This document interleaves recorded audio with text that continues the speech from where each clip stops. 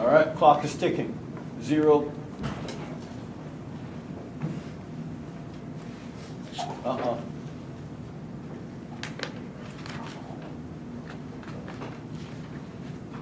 Okay, turn it around so we can all see it.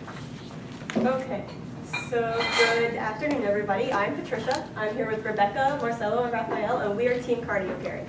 We have found that there is a global need for increased viability in transplant hearts. Now, the most common method for storage and cooling of transplant hearts currently on the market is called cold static preservation, in which the heart is placed into a simple ice cooler until it is ready to be used by a patient. The problems, well, first, the benefits of this method are that it's very cheap, it's affordable, and it's very simple as well. Unfortunately, the uneven cooling causes harsh thermal stresses, which leads to tissue decay in as little as 4 hours. There's another method that's being researched called physiological state preservation, in which the heart is placed in an apparatus where warm blood flows through it, and the heart is kept beating, essentially, until it reaches its destination. This method, however, is expensive and complex and comes with certain practical issues. Namely, you need to have the appropriate blood supply on hand to use it, and after a while the blood could become old and you risk clotting. Just to drive home the need for more sustainable transplant methods, in the US alone there are 3,000 people on the waiting list for a donor heart at any given time. In Australia there are 100 people on the waiting list, sometimes for up to 2 years, waiting for a suitable donor heart. And in the UK, there are 3 deaths every day among patients waiting for a suitable donor heart.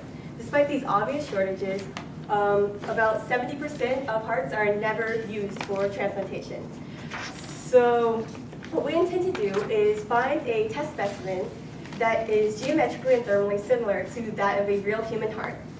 Create a system which cools the heart both internally and externally to reduce these thermal stresses throughout the heart, and thus delay the onset of tissue decay, and to test the effectiveness of our system, and of course, ideally compare it with a computer model which runs the same sort of tests. So just to summarize the importance of this project, there's a worldwide shortage in hearts for transplantation, and it's really important to find the balance between affordability and sustainability. Our project should help set the groundwork for a system that is accessible yet effective and helps meet this balance. From the earliest phases of our project, it was the team's intention to create an entirely artificial model to test on. To do so, we first selected our material, Agar gel, which thermal properties are shown here in comparison to myocardium, the muscle tissue that comprises the heart. We then began to design our model, our geometry that we were going to manufacture. We began with very simple 2-chambered boxes in SolidWorks, and then through medical textbook diagrams and information, we tried to obtain more complicated geometries. Our modeling became a non-factor when we received a donation of an MRI file. Unfortunately, due to software limitations and budget constraints that inhibited us from solving these software limitations, we couldn't simplify the MRI into something manufacturable. In the end, what we did was a 2-step process that involved a cavity mold and very thin-walled 3D prints. The idea was that we were going to fill the mold around these thin-walled 3D print approximations of the internal cavities of the heart, and once the material solidified, apply pressure from the outside, cross the 3D prints, and remove them so that we could have modeled the internal cavities without ever seaming the model and creating discontinuities. In the end, however, though we had created samples and tested the material and it seemed flexible and strong and friendly to the process, it failed when we attempted to apply pressure. The 3D prints and the Agar gel failed at the same time. By this point in the project, the failure of the artificial heart put us significantly behind on time and budget, and we had to pursue an alternative that we had from the beginning, which was the use of a pig heart. We wanted to avoid the use of a pig heart because a pig heart wasn't as friendly to a computer model. A pig heart has different tissues. There's 3 tissues to heart: pericardium, myocardium, and endocardium, as well as fat. The computational model only dealt with the myocardium. So we wanted to try a homogeneous material before moving on to pig hearts. But at this point, we had no option, and we were able to use pig hearts, which do have some striking similarities. The upper limit of the thermal conductivity of the human heart matches nicely with the lower limits of a porcine heart. And the mass, blood pressure, and heart rates are also comparable, besides the geometry, which is nearly identical. Before using a PIC heart and testing on campus, there were 3 bodies we needed approval from. The first was the IACUC, which had to verify that the research was ethical. The second was FIU EHS, which had to verify the research was not dangerous to ourselves or anybody else. And finally, the USDA, which had to certify that the animals were humanely treated before being used for these purposes. Once we got a suitable testing sample, the next component for our project was to design a testing fixture to test computer simulations of internal and external cooling. The design of the testing apparatus was governed by the actual blood flow rate of a human heart. We could not pump more fluid through the heart than the heart can withstand in physiological state. This meant that the overall volumetric flow rate through the heart could not exceed 5 liters per minute, and the flow rate through the left ventricle of the heart could not surpass 120 centimeters per second, and the blood flow or the fluid flow through the right ventricle of the heart could not exceed between 30 or 50 centimeters per second max.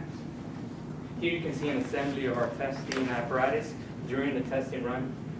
It consisted of 7 major components, mainly the 5-gallon reservoir tank where we stored and recirculated our coolant, and then the transparent acrylic box which we placed our testing sample, and then the testing board itself, which contained the hoses and the pump, the topo pump, and then an important feature of our apparatus is the flow meter flow regulator. This was important because this allowed us to control the 2 different lines simultaneously, providing the appropriate amount of flow through the left and right ventricle of the heart. We also purchased brass couplings that will be inserted into the heart and provide the fluid during testing. We also need to verify that we didn't exceed that maximum flow velocity by calculating how much volumetric flow was our limit. We wanted to set a testing limit to make sure we didn't damage the heart. So we calculated our max velocity by the outlet areas of each brass fitting, and then found our max testing limits. We found that for the left ventricle, we could flow up to 20 liters per minute, but that's larger than the physiological allowable rate. And in our right ventricle, we found that we could run as high as 2 liters per minute. So we set that as our upper limit for the right ventricle, and then also exceeded or set the left ventricle twice that value, which is also acceptable. And then ultimately, we collected our data using this data acquisition module.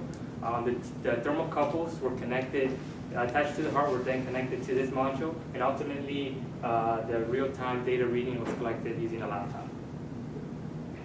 Okay, so before the heart could be tested out, certain preparations had to be met first. First, we had to remove all this excess tissue from the heart, cut down the arteries and veins that were going to be hooked up to the system. Then we had to rinse the heart of any excess coagulated blood.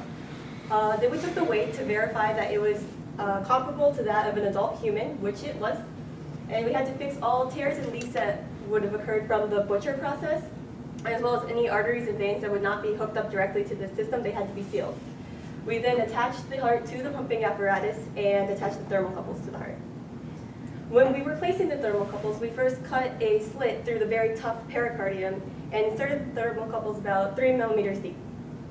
We had to be careful to put them at a significant distance apart from each other to avoid interference between thermocouples and make sure that we did not place them so deep that they ruptured into the internal chambers and picked up the temperature readings from the internal flow as opposed to the muscle tissue of the heart. When we attached the hosing system, we attached the hosing to brass fittings and the brass fittings directly to the heart. They were actually adhered with super glue. So the coolant flow follows the same paths that blood flow follows to the heart. Line 2, which is our lower velocity line, is the flow from the body through the heart and out to the lungs, whereas line 1 is the higher velocity flow, which flows from lungs through the heart and back out to the entire body. This is a video of our testing process. You can watch as we submerged our heart into our cooling system. And one thing to notice here is that we actually lost our bottom thermocouple. You can see it resting on the lip of that inner chamber. So in a moment, we're going to turn the motor on. Okay, now you can see water starting to flow through the system. And once flow makes it completely through, back through the flow meter, we'll have complete circulation, and you can see that through the outlet water going back into the system. This is a view of the flow meter readings. They're about 0.4 and 2 liters per minute. And that is our testing process. The failure of the artificial heart put us a month behind on testing. By the time we got approved by all 3 bodies, we had 2 days to complete the testing. We were able to run this test, and as you can see in the video, Thermocouple 1 became disattached, which is evidenced by the rapid drop in temperature. That means it fell out and touched the water. Also, Thermocouple 5 seems to have come in contact with water due to its own sharp drop. Thermocouple 5 can be seen right here. Thermocouples 2 and 3 behaved pretty much as expected, but this thermocouple dropped in temperature and increased, which suggests shifting of the thermocouple during the testing process. The 2 with the sharp drops and the fluctuations in the other 3 temperatures lead us to believe that during the expansion of the heart, the slits we made grew, allowing some water to enter behind the thermocouple.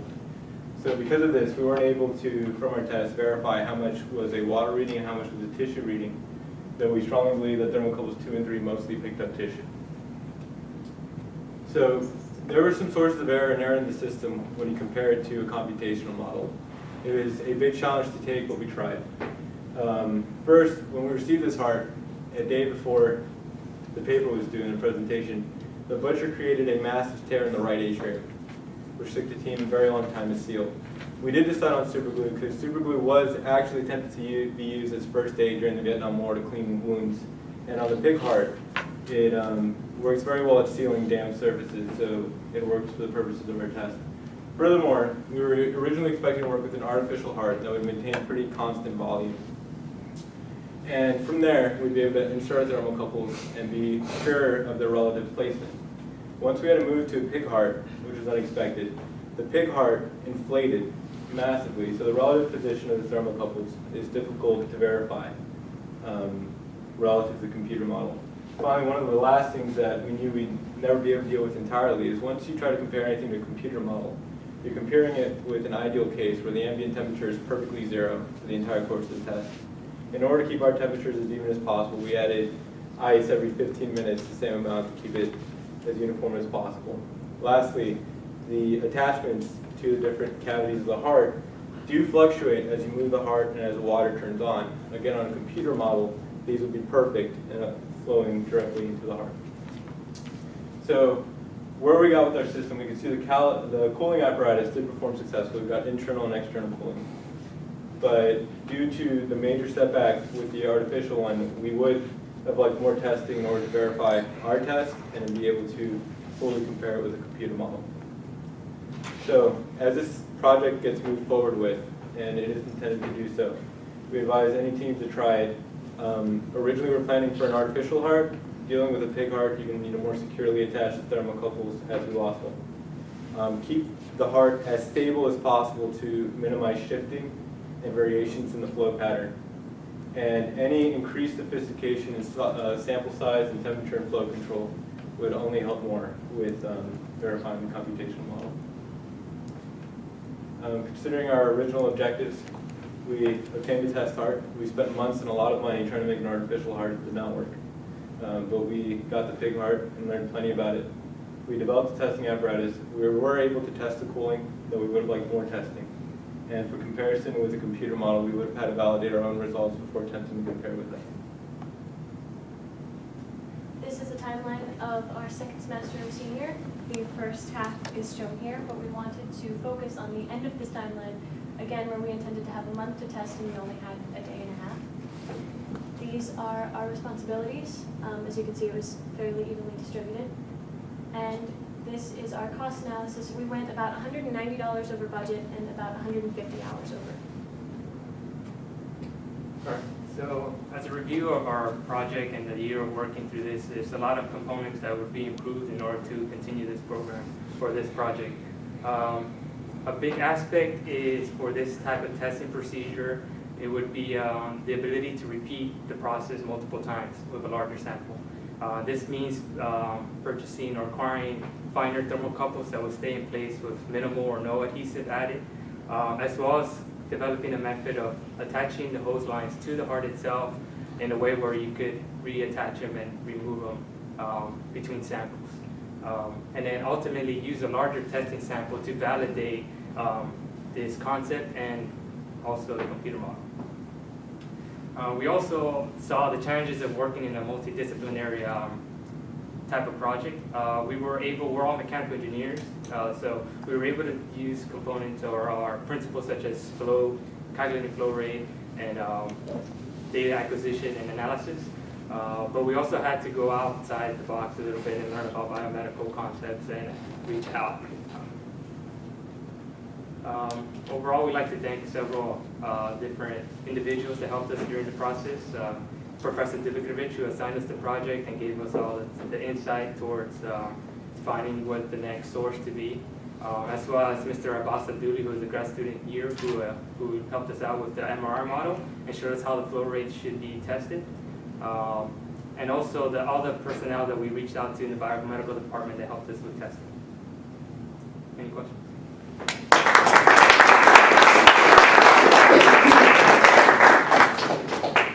Where does this project go next so that you could validate the computer model and the reality? I mean, you guys are graduating now, Right. so where does it go? I believe that Professor Dewey's plan is this was his complete trial run, get me started, let me know what the problems are, and assess the situation as to how to move forward.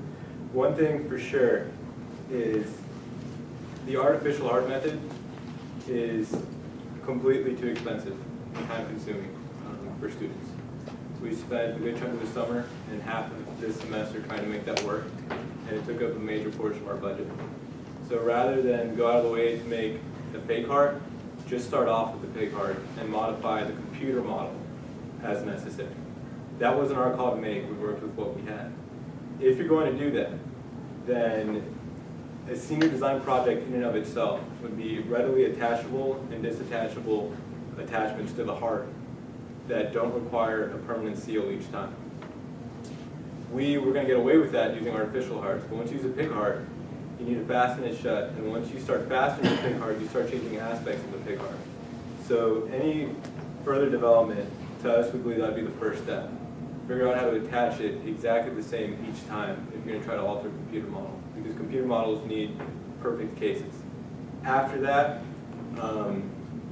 come up with a way to attach the thermocouples that uses minimal adhesive. The second you put a thermocouple in a tissue and you put adhesive around it, you're changing the thermal properties around the adhesive, around the thermocouple. So we were banking on it would mostly pick up myocardium, but we have that risk of adhesive, and we also have the risk of leakage. So thermocouple improvement and attachment improvement would definitely be the way to move forward. All right, thank you. Dr. Tramonto? The computer model that you did, was it a thermal model, or was it a? It's an entire model. He did thermal, he did mechanical. It's pretty complicated. Okay, so is it nonlinear Mr. viscoelastic? Asaduli. Yeah. So you guys didn't do the computer model? No, he did the We computer. were hoping to We get were hoping to them, verify his. yeah, get the testing results and have them run the same Okay. case Yeah. scenario and then compare. But was it a nonlinear viscoelastic model? That we don't know. They told us you guys handle the experimental part and we'll try to compare later. And after we weren't able to verify our own results, they said, okay, obviously we need improvement before we try validating our model. Okay, another question. Thermocouples, were they sheathed? Were they sheathed? We did sheath them some. The ones we got were T-type, and they were sheathed, but obviously the tips are exposed. So what we did is we took electrical tape and we went as much up as possible so that only the very tip of the thermocouple was exposed and inserted it. We were afraid of if we left it open, you have two wires coming into contact, of them kind of wedging open in the process. So we taped them shut, both of them obviously with the same type of tape, so that both metals experience the same insulation. So that's how we try to reduce leakage. Okay, thank you. That's it. Any other questions? Sure, I have a couple. Okay. Just curious, so I think we had this question last time, and you addressed it a lot in the beginning, but I didn't see the answer that I was looking for, so maybe you have. Is time really the issue when it comes to people getting a heart. To me, the biggest issue seems donors, right? So I understand you say 70% of people, if you can go back to the beginning real quick. All right. 70% something, I saw that at the bottom. 7% of all hearts are Are lost. not accepted for transplant. So that is a very generic term, right? Not accepted. So Right. 70% of hearts are not accepted. Yes, sir. That's very, very generic. So what are the reasons for those not being accepted? Mismatch? It's a mixture. Yeah, Obviously, right. what we can't change is donors. Sure, right. So we tackle the next aspect of it. The hearts are not one size fits all. You need one heart for one person. Right. And that's something that we already had slides busy enough, and it seems to come up in Q&A, so we're glad you asked. The issue is the hearts either are too old, too worthless to use, or in the process of transportation, decay too much to be used. So that encompasses all 70%. Yes, the majority of it. I don't remember the details of it So extensively there's right now. no people out there get a heart delivered that's just a mismatch.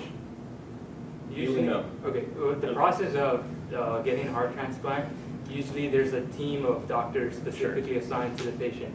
So they know exactly who would be a right match. So the heart does not arrive in the emergency room and they're like, this doesn't work. No, I They understand. know Yeah. ahead, they needs to be the right size, needs to be the right blood type to be a match. Sure. And then they do the effort of bringing it to the hospital to get it transplanted. Sure. So I guess what I'm saying is, I would love to have that statistic right there, right? So Okay. because 70% of hearts are not accepted for the reason that they need more time to get there, right? Or that we need more time for every single heart to get there. I would love to see that. Every time I read through these, they're so generic that it's not addressing your specific issue, which is time, right? So that's the first thing.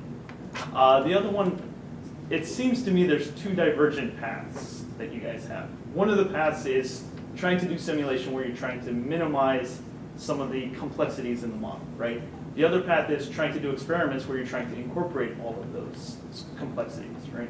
So how do you guys mitigate all of that together? I mean, you say, we're using a pig heart, it's so complex, it's so hard to simulate, then you can't use a pig heart, right? But you're saying we can't also make our own model because it doesn't model an exact heart and also it's too hard to do.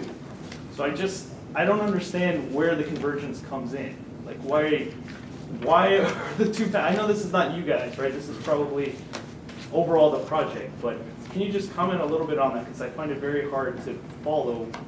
What exactly are you guys trying to do on your side to complete the analysis to get the 4 hours, like, or the 4 extra hours, right? I mean, Right. what was the final goal? Did you want specific temperatures in the heart the whole time, or what? We want the temperatures at the different positions Okay. to be changing uniformly at the same time. So how does the simulation come into play on that?